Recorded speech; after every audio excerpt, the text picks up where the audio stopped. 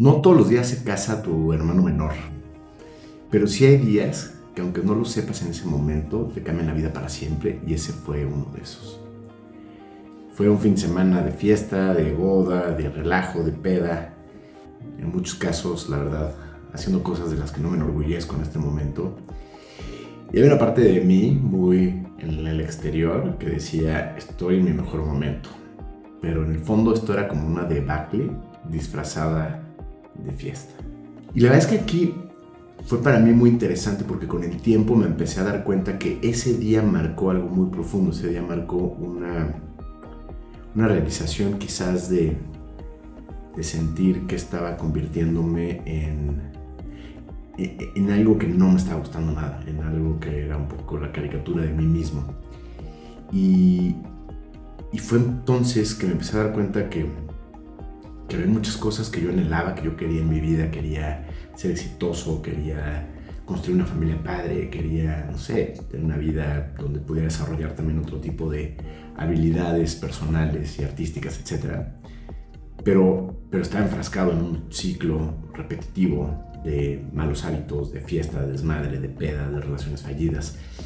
Y fue interesante entender que no era solo el alcohol, era una falta de compromiso conmigo mismo muy profunda. Era mi cuerpo, era la mente que de alguna manera pues no se atrevía a darse cuenta de estas cosas que estaban sucediendo. Y quizás también una parte de mi alma que estaba gritándome que ya estaba en un momento muy desalineado a mi proyecto de vida, a lo que realmente quería. Y es interesante porque de pronto no nos damos cuenta, pero hay estas fuerzas, generalmente son fuerzas que nos invitan a la desconexión, que al mismo tiempo nos cuentan esta historia, nos cuentan la historia que estamos a toda madre, nos cuentan la historia de que vamos funcionando muy bien, pero que en el fondo pues nos están llevando a actitudes muy autodestructivas, donde vivimos constantemente en un auto-boicot, sin darnos cuenta, que esa es la parte más trágica. Yo sin darme cuenta estaba de alguna manera llevando mi vida un poco hacia un precipicio.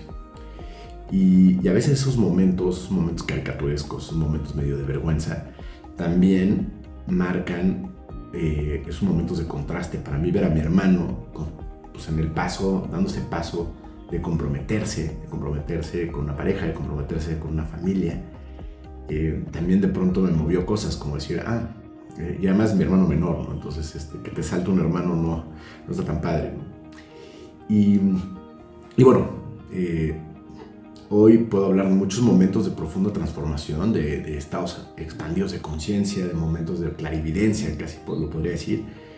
Pero a veces es bonito dar un paso atrás y decir, ¿qué me llevó a buscar esto? ¿Qué me llevó a moverme y encontrar este camino que después me llevó a experimentar estos estados? Y a veces son momentos de los cuales no nos enorgullecemos mucho. Son estos momentos un poquito que a veces podemos hasta guardar en el baúl de nuestra vergüenza. Y bueno, yo te quiero hacer la pregunta, ¿no? ¿Ya te diste cuenta qué versión de ti necesita morir para que puedas nacer otra vez? Porque ese momento me di cuenta que había muchas cosas de mí que necesitaban morir. De entrada, esta versión de mí que vivía desconectado, que vivía en una negación de la realidad, una negación de que lo que estaba construyendo me estaba llevando directito a un precipicio. Esa parte necesitaba morir en mí. Necesitaba morir en mí también una persona que veía el abuso de sustancias, el abuso del alcohol, el abuso de la fiesta, como algo que no tenía consecuencias en el largo plazo, como que yo mismo me quería engañar de que son, pues, no iba a traerme repercusiones, o que no estaba afectando otras dimensiones de mi vida, como la dimensión de mis relaciones y la dimensión de mi trabajo. Y bueno, después de muchos años de camino empecé a acompañar personas y la mayoría llega justo ahí, sabiendo que no pueden seguir igual, pero a veces sin saber cómo empezar a hacerlo distinto. Por eso también creé este programa junto con mi socio José Arce, este día de profunda transformación que llamamos el Gran Renacer.